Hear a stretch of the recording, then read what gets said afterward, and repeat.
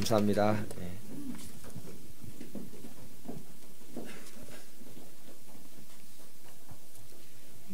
오늘의 말씀입니다. 로마서 1장 24절에서 32절입니다. 다 함께 읽겠습니다.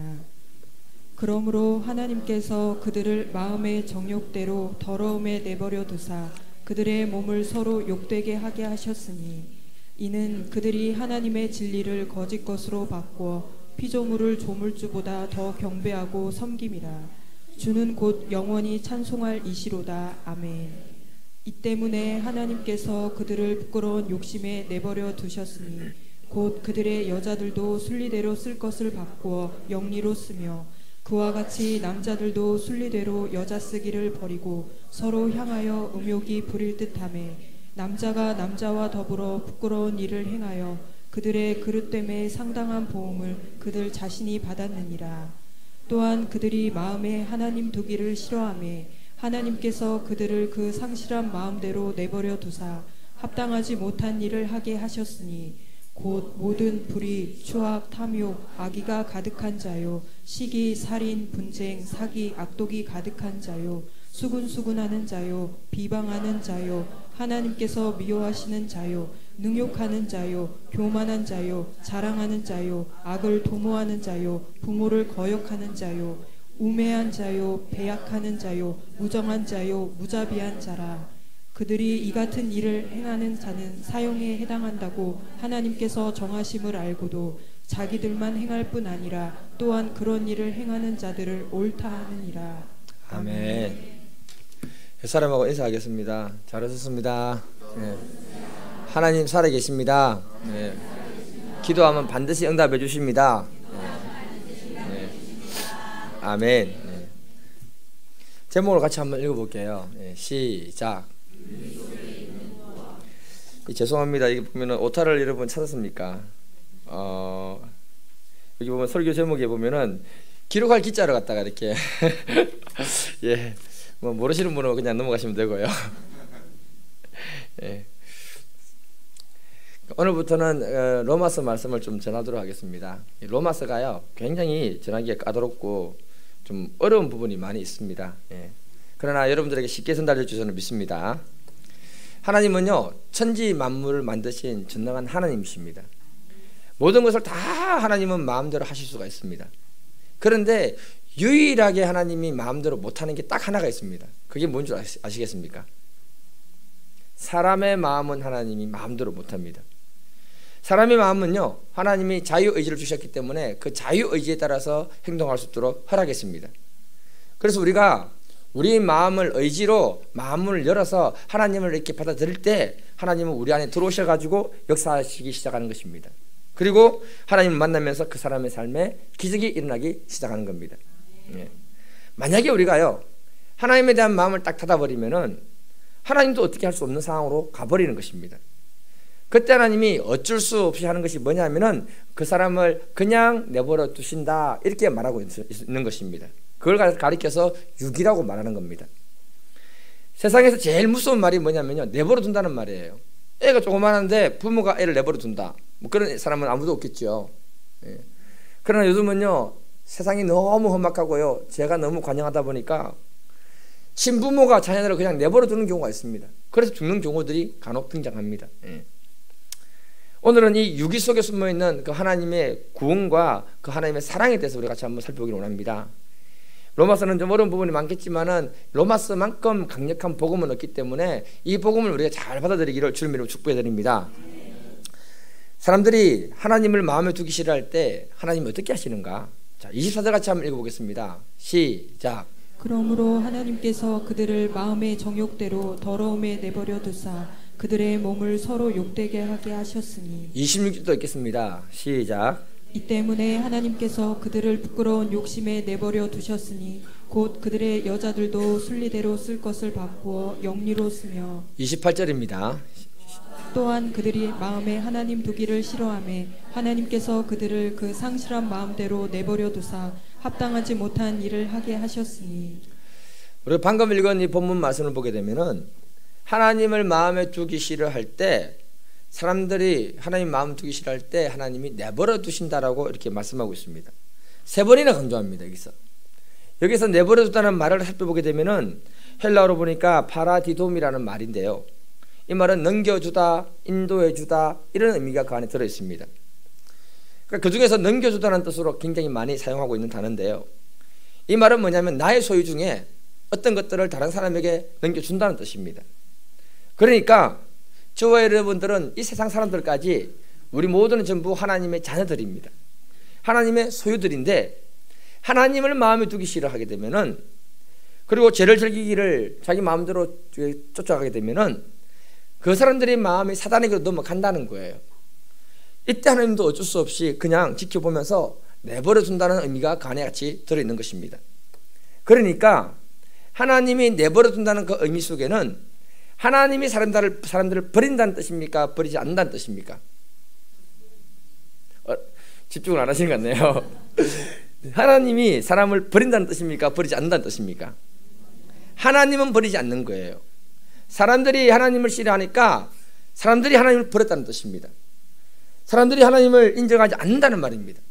더 쉽게 말하면 무엇인가 하면은 하나님 없이도 사람들이 나 스스로 잘 살 수 있다는 독립선을 하는 것하고 똑같은 개념인 것입니다. 이때 하나님은요 어쩔 수 없이 그냥 내버려 두신다는 거예요. 마치 무엇하고 비슷한가 하면은 우리나라에 청년 한 명이 터키로 갔다가 국경을 지나서 IS 그 테러 집단에 자원한 사람이 하나 있었잖아요. 기억나십니까 여러분? 예. 이 친구가요 평소에도요 부모 말을 그렇게 안 듣더래요. 예. 부모 말을 전혀 듣지 않고 자기 마음대로 살았던 겁니다. 부모 그 학교를 안 다녔던가 봐요. 부모가요 얘 마음을 잘 달래가지고 그냥 고등학교 검정고시라도 쳐서 고등학교 졸업장이라도 좀 이렇게 하고 싶은 그 마음인 거예요. 저 같으면 그냥 네가 알아서 살아라고 버려. 그런데 부모 마음이 그렇지 않잖아요. 예. 그런데 인터넷과 게임에 빠져 있다가 게임을 해보니까 재미있거든요. 한국에서 이렇게 사는 게 재미가 없어요. 아, IS 대원들처럼 사는 게 멋지구나. 그래가지고는 부모를 속이고 IS 대원에 합류해버렸습니다. 이때 자기 아들을 IS 대원으로 넘어갔다는 말을 듣고는 그 부모가 바로 터키로 갑니다. 여러분, 아들을 찾기 위해서 백방으로 노력합니다. 우리나라 대사관에 가서 도움을 요청하고요 난리가 났습니다. 그런데 이 김군의 부모님들은요 이 사건이 너무 큰 충격이 돼가지고 잠시 동안 실효증을 얻을 정도로 충격이 심했다고 했습니다. 그 아들이 말 안 듣고 집에서 자기 멋대로 살 때는 그래도 부모가 보호해 줄 수 있는 울타리 안에 있는 것 아닙니까 여러분? 예. 그래서 부모 안에 있어야 되는 거예요. 그 부모 영역을 밖으로 벗어나 버린 것입니다. 이 상태가 바로 부모를 떠나 유기된 상태, 버려진 상태를 말하고 있는 것입니다. 우리가 하나님께 마음을 끝까지 열지 아니하면 사단의 영역으로 넘어가게 되는 것입니다. 그때는 하나님도 너무너무 힘들지만은 그냥 그렇게 둘 수밖에 없다는 것입니다. 여러분, 나이 중에 IS로 갔던 그 청년이요 SNS에서 후회하고 무서워하고 두려워한다고 말했습니다. 그런데 이미 부모가 어떻게 도와줄 수 없는 상황으로 가버린 것입니다. 그 전쟁터에서 그 청년이 죽었습니다. 여러분 이 소식을 들었을 때 부모 마음이 어떠하겠습니까? 아니 우리 교회 분은 보니까요 아들 군대 보내놓고도 그냥 막 힘들어하는데 당연히 가야지. 요즘 군대가 군대입니까? 손가락 하나 다쳐가지고 전화 오면은 막 놀래가지고 그냥 군대에서 손가락 다쳤다고 전화를 하는 것도 이상한 거고. 예. 죄송합니다. 나는 많이 맞으면서 자랐기 때문에 군대라고 생각 안 합니다. 그런데 그 아들이 죽었다는 소식을 들을 때에 그 부모 가슴이 찢어지는 것 아니겠습니까? 하나님의 마음이 이렇다는 겁니다. 여러분, 하나님은 모든 사람을 다 구원하기를 원한 것이 하나님의 뜻입니다. 여러분, 요한복음 3장 16절 17절 하나님이 세상을 이처럼 사랑하사 독생자를 주셨으니 이는 그를 믿는 자마다 멸망치 아니하고 영생을 얻게 하려 하십니다. 하나님이 그의 아들을 세상에 보내신 것은 세상을 심판하려 하심이 아니요 그로 말미암아 세상을 구원하려 하십니다. 하나님의 마음은 우리 모든 사람들을 구원하기를 원하는 것이 하나님 아버지의 마음인 것입니다. 영원한 생명을 주고 싶어 하십니다. 그것을 위해서 독생자 예수를 보냈다고 선포하고 계시는 겁니다. 예수를 보낸 것은 세상을 심판하고 멸하기 위한 것이 아니라 세상을 구원하고 세상을 살리려고 주님이 보내셨다고 말씀하고 있는 것입니다. 이게 바로 아버지의 마음이고 아버지의 사랑인 것입니다. 이런 하늘 아버지의 마음과 사랑을 거부하면서 점점 멀리 떠날 때 그 영혼이 하나님으로부터 유기되어 버리는 것입니다. 세상에 예수 안 믿는 분들 한번 보십시오. 그분들이 전부 하나님을 떠나 있는 유기된 상태로 있는 사람들인 것입니다. 오늘 본문에서 보면 내버려 둔다는 말을 하실 때요, 하나님은 이것 때문에 내버려 둔다는 식으로 말하고 있습니다. 24절에 보니까 마음의 정욕대로 더러움에 내버려 둔다라고 했습니다. 여기서 정욕은요, 에피디미아라는 말인데요, 그 단어의 뜻이 뭐냐면은 금지된 것을 탐하는 마음의 태도랍니다. 무슨 말인가 하면은 정상적인 범위에, 허락된 범위를 넘어선 욕심을 갖다가 말하고 있는 것입니다. 그게 성욕이고 그게 물욕이고 그게 명예욕인 것입니다. 이 타락의 길로 갈 때 하나님이 싫어해요. 그런데 그 사람도 하나님이 싫어한다는 걸 알고 있다는 거예요. 그런데 거길 가고 싶으니까, 불편하니까 사람이 하나님을 버려버리는 것입니다. 26절에 보니까 부끄러운 욕심에 내버려둔다고 했습니다. NIV 영어로 보니까 shameful lust라고 했습니다. 부끄러운 욕망이라 했는데요, 이 lust라는 말이, 이 욕망이라는 단어를 보니까 애정이 동반되지 않는 강한 성욕을 말하고 있는 것입니다. 그러니까 육적인 성충동, 이런 그런 것을 얘기하고 있습니다. 그 결과 말하고 있는 게 뭐냐, 여자들이 동성애하고 남자들이 동성애하고 있다고 성경은 말하고 있는 것입니다. 여러분, 이 길 가는 사람이, 거룩한 하나님이 그 심령이 들어갈 때 하나님을 기뻐하겠습니까? 그러니까 사람들이 하나님을 버려버리는 것입니다. 28절에서 말합니다. 상실한 마음대로 내버려 두신다고 합니다. 상실한 마음이라는 것은 상실한 이성을 말하는 거예요. 오늘날로 말하면 인간성 파괴, 인간성 상실, 인간이 가지고 있는 그 희노애락의 감정이 병들어 버리는 문제를 말하고 있는 것입니다. 여러분, 오늘날 이 시대는 희노애락의 감정이 너무 병든 시대에 살고 있는 시대입니다. 그래서 우울증이라든지 두려움이나 염려나 근심, 걱정, 그리고 공황장애, 이런 감정의 질병들이 얼마나 우리를 많이 붙들고 있는지 모릅니다. 이런 결과들이 꼭 하나님을 떠났기 때문에 오는 것이라고 말할 수는 없지만, 그러나 성경이 뭐라고 얘기하는가 하면은 그 사람 마음에 하나님이 없어서 생기는 문제다, 이렇게 선포하고 있는 것입니다. 이런 상태에 있으면서도 하나님을 마음에 끝까지 두기 싫어하는 사람들은 하나님이 그냥 내버려 두신다는 것입니다. 이것이 바로 저주라고 성경은 말하고 있는 겁니다.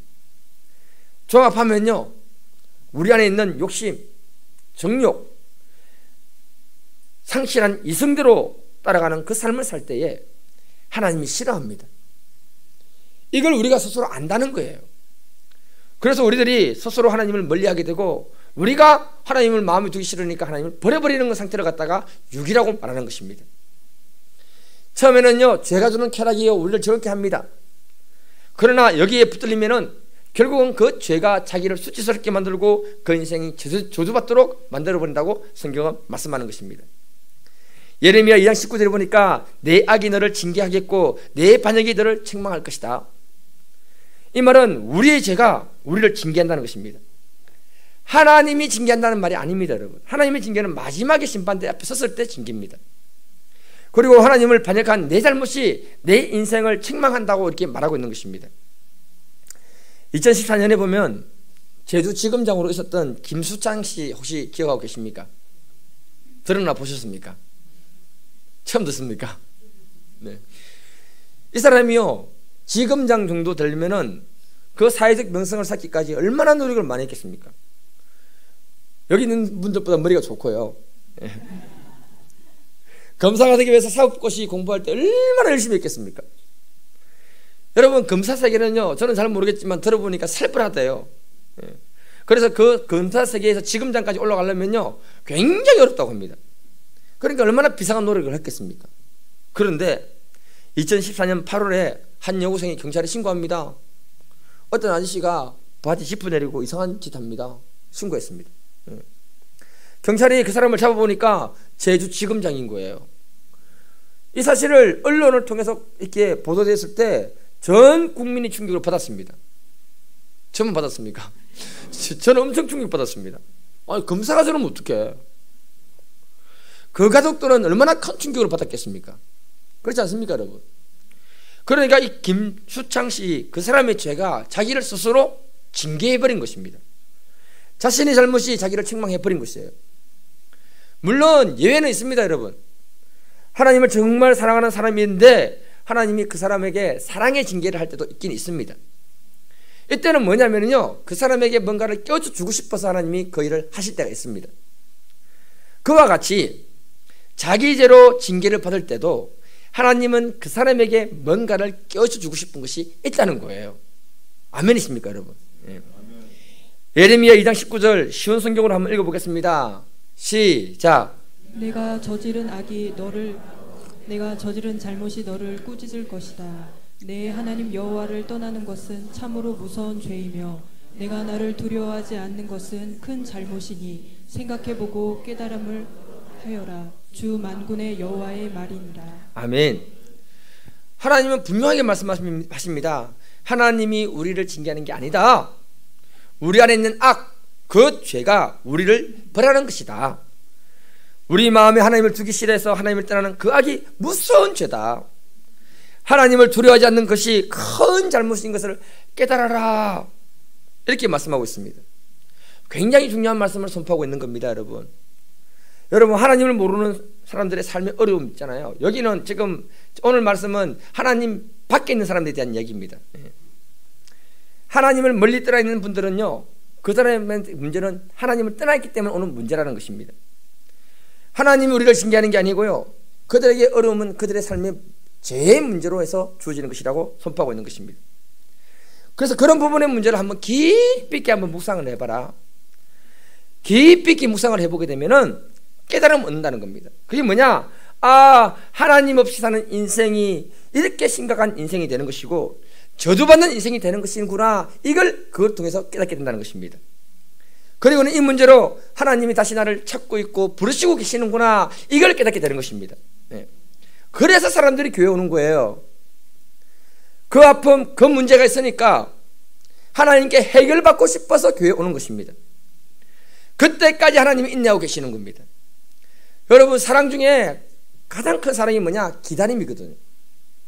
사람은 교만해가지고 어려움을 당해보지 않으면 하나님 앞에 나올 만한 생각을 전혀 가지지 않는 것입니다. 그래서 하나님이 잠시 우리를 내버려 두시면서 다시 돌아올 때까지 기다리시는 것이 바로 하늘 아버지의 마음이라고 말씀하시는 겁니다. 그러니까 저와 여러분들은 여기 교회에 와 있다는 말은 뭐냐면요, 교회 처음 왔을 때 문제가 심각한 사람이었다.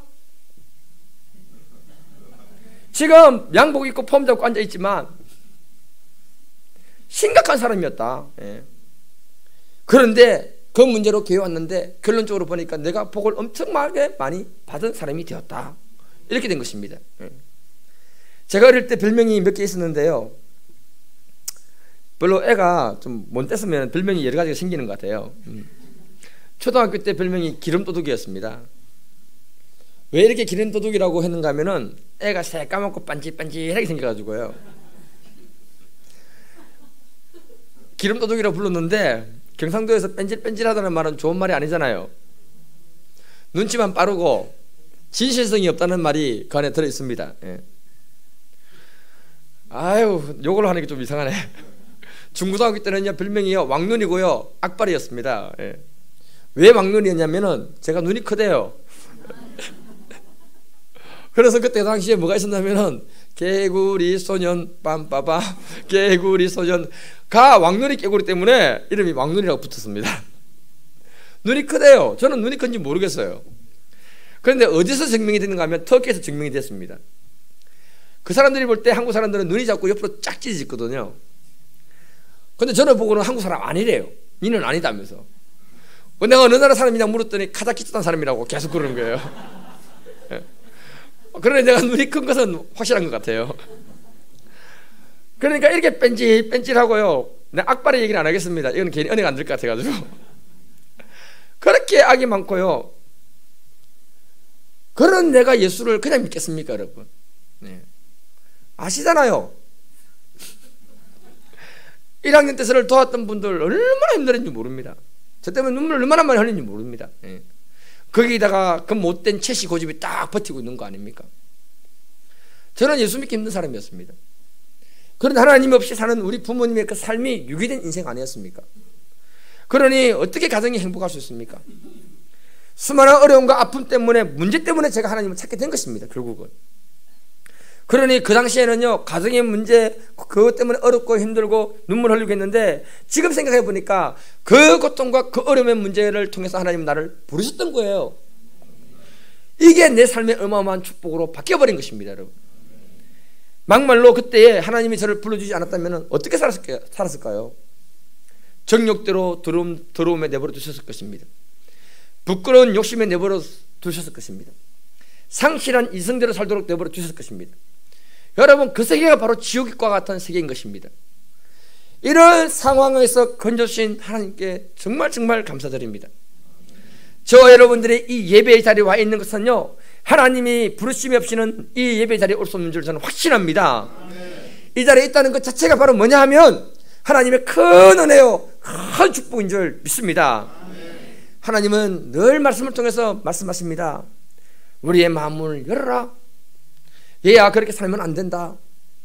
얘야, 내가 너를 사랑한다. 내가 너를 축복하고 싶다. 나의 앞으로 나오라고 주님은 모시고 계시는 것입니다. 이 음성 들을 때 우리가 마음을 활짝 열고 주님의 음성을 들으시기를 축복합니다. 하나님의 사랑을 우리 마음에 받아들이시기를 축복해 드립니다.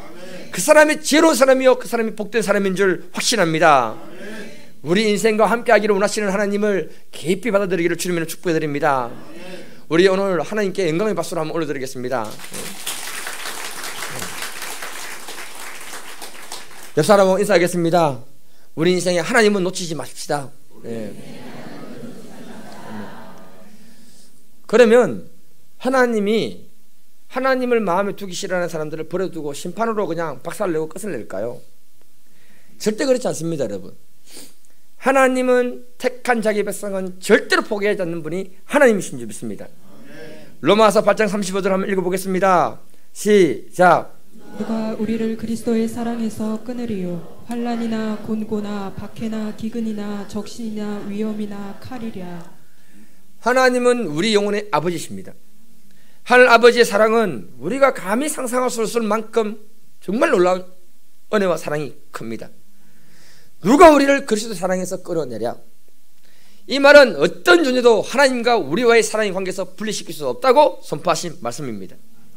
환난이든지 공고든지 박해든지 기근이든지 어떤 위험이든지 간에 하나님의 사랑에서 우리를 분리시킬 수 없다고 선포하고 계십니다. 하나님의 택한 백성은 하나님이 절대로 포기하지 않는 줄 믿습니다. 그래서 주님이 저와 여러분들을 이곳에 불러주시고 예배를 드리는 예배자로 부르신 줄 믿습니다. 그러면 하나님으로부터 멀리 유기된 인생들을 하나님은 어떻게 구원하시는가? 우리 같이 한번 예레미야 4장 22절 23절 한번 읽어보겠습니다. 시작. 내 백성은 나를 알지 못하는 어리석은 자요, 지각이 없는 미련한 자식이라. 악을 행하기에는 지각이 있으나 선을 행하기에는 무지하도다. 보라, 내가 땅을 본즉 혼돈하고 공허하며 하늘에는 빛이 없으며. 자, 이 말씀이 의미하는 바가 뭐냐면요, 죄악을 쫓아서 하나님을 떠나버린 사람들을 말하는데 그들의 삶에 주어지는 결과물은 뭐냐? 혼돈과 공허와 흑암이다, 이렇게 선포하고 계십니다. 다시 말하면 우리가 하나님을 떠난 인생이 되면은 우리의 삶의 질서가 다 무너져 버린다는 것입니다. 마음이 너무 공허해져요. 인생의 어두움이 너무 강하게 우리를 붙들어 버린다는 것입니다. 이걸 한마디로 말하면 무엇인가 하면요, 인생에 내가 산전수전 다 겪었다. 이것도 부족해서 공중전도 겪었고 우주전도 겪었다. 나 이런 사람이다, 이렇게 얘기한다는 거예요. 여러분, 우리가 하나님 안에서 이런 거 경험하지 맙시다. 아멘. 약한데요. 이런 거 경험하지 맙시다. 그냥 하나님 주시는 은혜와 복을 우리가 마음껏 누리고 하나님을 자랑하는 사람으로만 쓰임받으시길 축복해 드립니다. 이 이야기가 바로 탕자 이야기 아닙니까, 여러분? 그가 아버지하고 같이 있는 게 싫은 거예요. 아버지를 떠납니다. 그냥 가지. 가기 싫어가지고 돈 달라. 그래서 돈을 주는 겁니다. 돈 주고 아들 내보내고 있어요. 하나님이 아버지가요, 아들을 그냥 내보낼 때 그 마음이 얼마나 힘들겠습니까? 그냥 내버려 둘 수밖에 없는 거죠. 처음에 돈이 있으니까, 젊음이 있으니까 이거로 내가 마음대로 다 할 수 있다고 생각했을 것입니다. 그런데 아버지를 떠난 상태가 바로 어떻게 되는가 하면 정욕대로 살았다, 이렇게 선포합니다. 그래서 성경이 뭐라고 하느냐? 허랑방탕하게 재산을 소비했다, 이렇게 말했습니다. 그 인생이 그렇게 되고 난 다음에 그 인생이 고난이 시작됩니다. 성경은 고난을 상징적으로 말합니다. 그 나라에 큰 흉년이 들었다 이렇게 말하고 있습니다. 그가 이미 저주받는 삶이 시작됐다는 것을 말하고 있는 것입니다. 아버지를 떠났을 때 삶의 질서가 무너졌습니다. 그 많은 돈 들고 가서 인생을 방탕해버리고 허랑방탕에 소비해버렸습니다. 그러니 그 심령에 얼마나 공허함이 들어오겠습니까? 살아보기 위해서 발부둥 치는데 큰 흉년이 들어와서 먹고 살 길이 없다고 했습니다. 자신의 미래가 흑암으로 덮여져 버린 것입니다. 유대인들은 돼지를 얼마나 싫어하는데 그 돼지하고 살았다는 것은 그 인생이 가장 비참해졌다는 것을 말하고 있는 것입니다. 그때 생각한 것이 뭐냐? 아버지 집입니다. 아버지 집. 아버지 집에서 일하는 품꾼은 대기업에서 일하는 것하고 똑같지 않느냐? 아버지 집으로 돌아가자. 아버지가 받아주기만 하면 너무너무 좋겠다. 그 간절한 마음을 가지고 아버지를 찾아갔다고 말하고 있습니다. 그때 아버지 반응이 어떠합니까 여러분?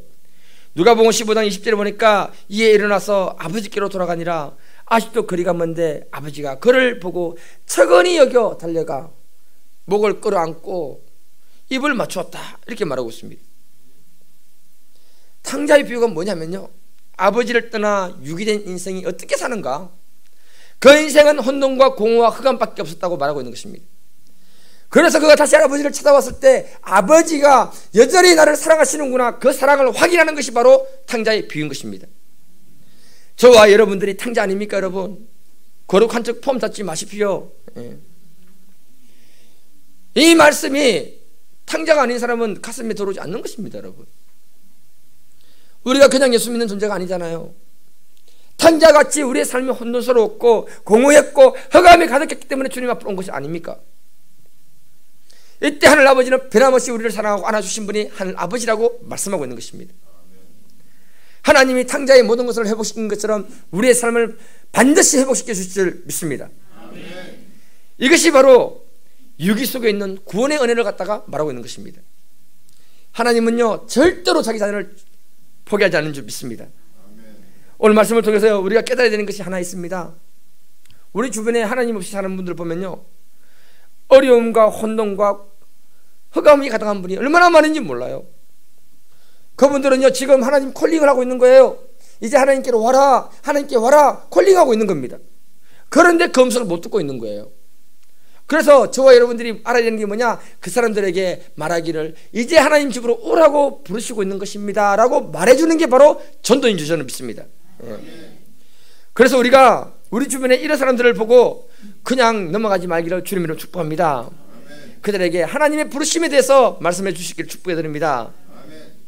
제가 오늘 말씀을 이렇게 풀어서 말씀을 전하는 이유가 있습니다 여러분. 저와 우리 가정이, 우리 집안이 이렇게 구원을 받았기 때문에 그런 것입니다. 여러분, 구원받은 사람의 특징이 뭔 줄 아십니까? 과거를 부끄러워하지 않는다. 뭘 부끄러워하지 않는다? 과거. 왜요? 그 과거 때문에 내가 구원받았거든요. 이 과거는 뭐냐면은 하나님께 영광 돌리기에 가장 적합한 것인 줄 저는 믿습니다. 우리 집안에요, 우리 아버지가요 20대에 예수를 버렸습니다. 왜냐하면 할머니가 백혈병에 걸려서 돌아갔습니다. 아버지가요 할머니 살려달라고 그렇게 기도를 열심히 했대요. 여러분, 기도는 평소에 열심히 해야 됩니다. 평소에 열심히 해야 돼요. 그런데 아버지를 안 살려, 할머니를 안 살려주시는 거예요. 아버지가요 하나님 안 계신다, 그리고는 성경책과 찬송가를 갖다가 아궁에 집어 던져버렸습니다. 불태워버렸습니다. 그리고 세상으로 나갔는데, 여러분 세상으로 나갈 때요 예수 안 믿는 사람이 타락하는 속도하고 예수 믿다가 예수를 버린 사람이 타락하는 속도하고 어느 게 더 빠른 줄 아십니까? 예수 믿다가 예수를 버리는 사람들이 타락이 더 빠릅니다 여러분. 그러니까 내가 태어나서 보니까 아버지가 이렇게 보이는데요 아버지 삶을 종합적으로 가만히 보니까 삶 자체가 혼돈인 겁니다. 지금은 말이 좋아서 건축업이지 옛날에는 노가다거든요. 어쩔 수 없이 술을 많이 마십니다 여러분. 그런데 재밌는 게 뭐냐면요, 그 당시에 아버지가 얼마나 욕을 잘하시는지 배워가지고 저도 조사 빼고 다 말을 하면 욕이었습니다. 한번 해볼까요? 그런 상태로 제가 살았습니다 여러분. 그러니까 아버지 오시면은 술 드시고 오셔가지고 돈 없다고 맨날 싸우고, 술 드시고 싸우고, 공부 못한다고 또 싸우시고 때리시고. 예. 그런데 돈 벌고 난 다음에는 뭐냐? 자기 성욕대로 사는 거예요. 돈이 생기니까 딴 여자 생긴 것입니다. 예. 그게 화관이 된 겁니다. 집안이 혼란스럽고 흑암으로 가득해지고 그냥 막 폭풍 속으로 들어간 것입니다. 이혼을 하고 난 다음에 아버지하고는요, 어릴 때부터 나쁜 감정이 그때 폭발하면서 완전히 원수가 되어버린 거예요. 예. 그 후에 아버지가 재혼을 하셨는데 아버지가 여자를 바꿔보니까 별거 없거든요. 나중에 뭐라고 고백하는가 하면 친구분에게 넉대를 버렸더니 호랑이는 버렸다, 그렇게 얘기했습니다. 예. 그러니까 아셔야 돼요. 지금 옆에 있는 이 여자가 최고의 여자다. 아멘 안 하십니까? 옆에 있는 이 여자분이 최고의 여자분이다. 예. 예. 오늘 아멘 안 하신 분은 부인이 가서 좀 괴롭히시기 바랍니다. 예. 그 문제는 뭐냐면은 아버지는 우리하고 관계가 깨지면서 아무것도 없는 거예요. 흑암이 가득하고 공허가 가득하고 인생의 질서가 무너졌습니다. 그래서 아버지는 결혼식도 안 왔어요. 제 결혼식, 여동생 결혼식도 안 왔습니다. 그러니까 우리가 얼마나 심각한 관계에 있는가를 잘 알겠지요. 예. 저는 아버지가 안 왔기 때문에 내하고 안 보겠다는 뜻이니까 영원히 이제 안 보겠다고 마음을 딱 먹었습니다. 할렐루야. 예. 얼마나 기분이 좋은지요. 예. 그런데 하나님은요, 2003년대에 들어오니까 하나님이 기도를 한참 열심히 하니까, 기도를 열심히 하면 안 돼요. 예. 성령님이 감동을 주시면서 네가 아버지를 용서하고 찾아가라는 거예요. 야, 이거 정말 받아들이기 힘들었습니다. 예. 그런데요, 제가 회개하고 아버지를 용서하고 찾아갔습니다. 그때 우리 민혜가 이제 1살이 채 안 된 시점이었거든요. 그 애를 안고 아버지께 갔는데 아버지가 민혜를 안더니 막 우시는 거예요. 그러면서 저한테 뭐라고 얘기하는가 하면은 우리가 보고 싶어서 계속 하나님께 기도했다는 거예요. 저는 아버지가 교회 다니는 줄 몰랐습니다. 인생의 수많은 아픔과 어려움과 실패를 경험하고 그 다음에 하나님을 찾았던 거예요. 왜냐하면 하나님 외에는 소망이 없다는 것을 발견했기 때문에 그런 것입니다. 아버지가 인생의 허강과 공허와 혼돈 속에 있을 때 하나님은요, 아버지를 버린 것이 아니라 기다려주셨습니다. 그리고 하늘 아버지의 품에 안길 때까지 기다려주시는 그 사랑의 하나님의 것을 보여주셨습니다. 예. 그리고 아버지의 기도에 응답하기 위해서요, 강력하게 저에게 역사하신 거예요. 역사 안 해도 되는데. 그래서 아버지를 용서하도록 만들어주신 거예요. 사람의 힘으로 하는 것이 아닙니다, 여러분. 예. 이렇게 관계를 회복시키고 난 다음에 보혜가 태어날 때까지 아버지하고 관계를 많이 회복시켰습니다. 여러 번 찾아가고, 예, 그러겠습니다. 그런데 보혜가 태어났을 때 한 이틀 후에 아버지가 심장마비로 돌아가셨습니다.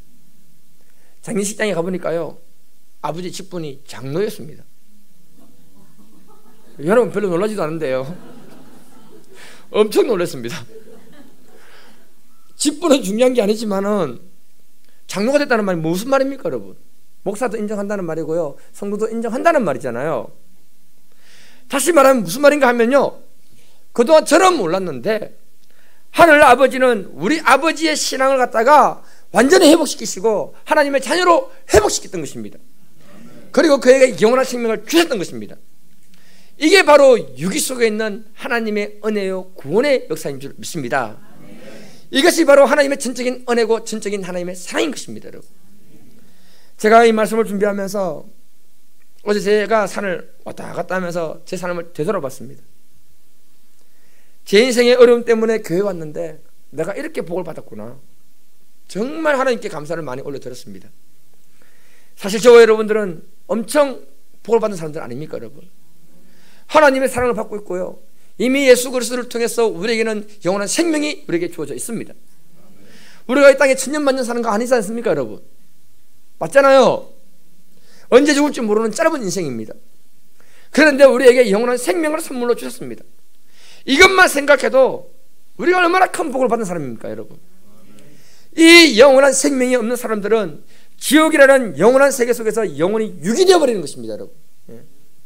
그러니 이것만 생각해도 우리는 하나님께 무조건 감사하게 될 줄 믿습니다. 제가요, 주님께요, 산을 왔다 갔다 하면서 사랑 고백을 한참 했습니다. 묵상을 하는데 갑자기 이런 마음이 들었어요. 입술로 주님께 사랑 고백하면서 나는 도대체 지금까지 주를 위해서 뭘 하고 있는가? 이 생각이 딱 들어온 거예요. 버려질 인생이었고 쓰레기 같은 인생이었는데 내가 얼마나 버려질 인생이고 쓰레기 같은 인생이었는지는 앞으로 가면 갈수록 더 말해드리겠습니다.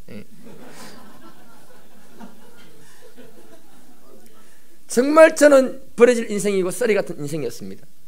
탕자 중에 탕자였습니다. 여러분, 이런 나를 구원해 주신 주님을 생각할 때 내가 지금 뭘 하고 있는가? 그 생각할 때요, 찬송가 311장이 생각났습니다. 내 너를 위하여 몸 버려 피 흘려 내 죄를 속하여 살 길을 주었다. 널 위해 몸 주고만 너 무엇 주느냐? 널 위해 몸을 주고만 너 무엇 주느냐? 여러분, 주님은 우리를 위해서 모든 걸 다 주셨습니다. 우리는 주님을 위해서 무엇을 드리고 있습니까?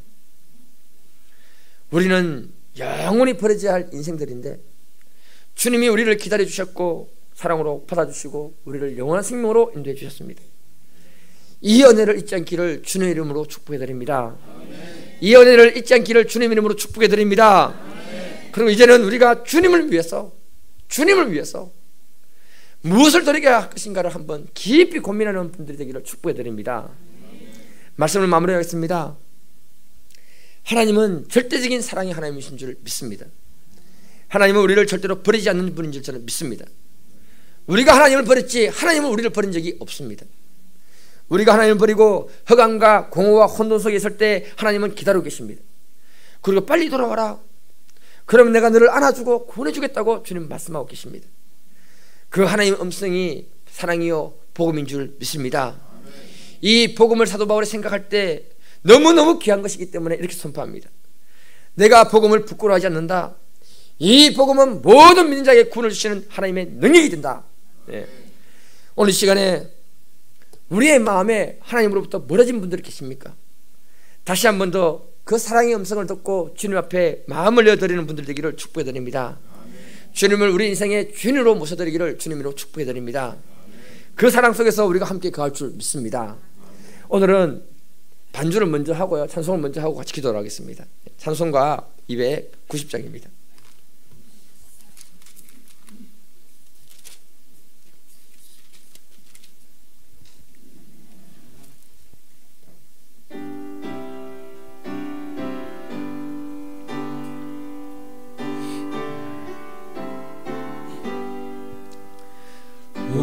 우리는 주님을 배반하나 내 주 예수 여전히 날 부르사 그 참되신 사랑을 베푸시나니 내 영제여 주님을 꼭 따르라.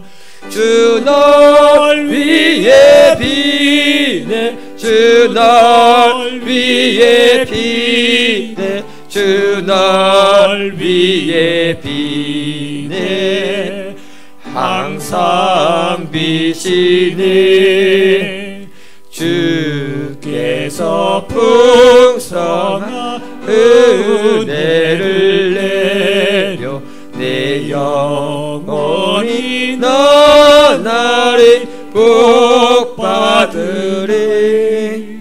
주 예수를 너희도 구주로 섬겨 곧 따르면 풍성한 복 받겠네. 주 널 위해 비네 주 널 위해 비네 주 널 위해 비네 항상 비시네.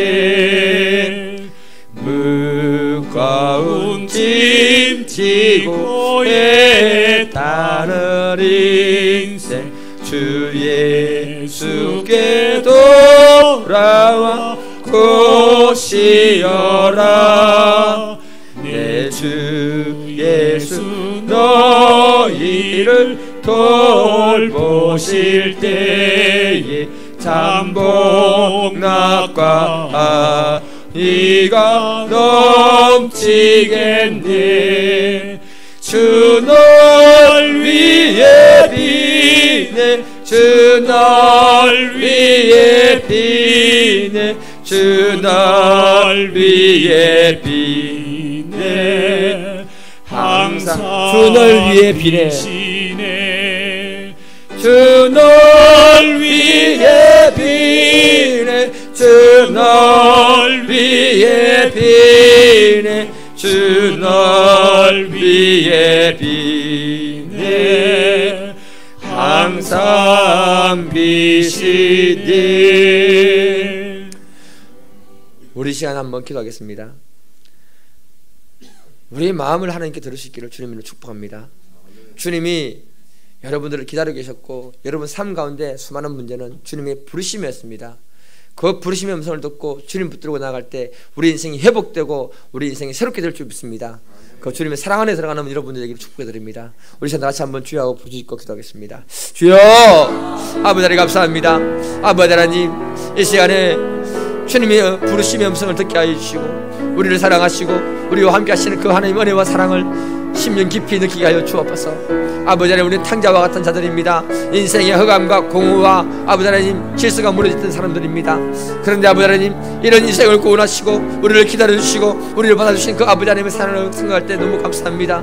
아버지 하나님, 주님의 그 사랑이 우리 심령 가운데 살아있게 하시고 그 은혜를 잊지 않게 하시며 우리를 구원하신 그 주님께서 우리를 영화롭게 하시고 우리를 새롭게 회복시키시며 하나님의 영광을 위해 귀하게 사용하실 줄 믿사오니 아버지 은혜를 부어주시고 아버지 영광으로 사시고 아버지여 축복하여 주옵소서. 아버지 자리에 있는 모든 분들 주님의 부르심의 음성을 듣게 하시고 아버지 하나님, 그 부르심의 음성 앞에 나와서 주님을 우리의 심령의 주인으로 모셔드릴 때 아버지 하나님 회복시키시고 새롭게 하시고 복을 주시며 하나님이 새롭게 이분들을 축복하시고 은혜를 베풀어 주셔서 아버지의 보호권 속에 들어가게 하시고 그 날개 속에서 아버지 주시는 그 축복을 누리게 하시며 아버지의 은혜가 그들의 삶 가운데 아버지 임하는 것을 경험하게 하시고 누리게 하시고 자랑하게 하여 주셔서 아버지 하나님, 이 예배 가운데 주님께서 함께 하시고 아버지 말씀을 하게 해주시니 감사합니다.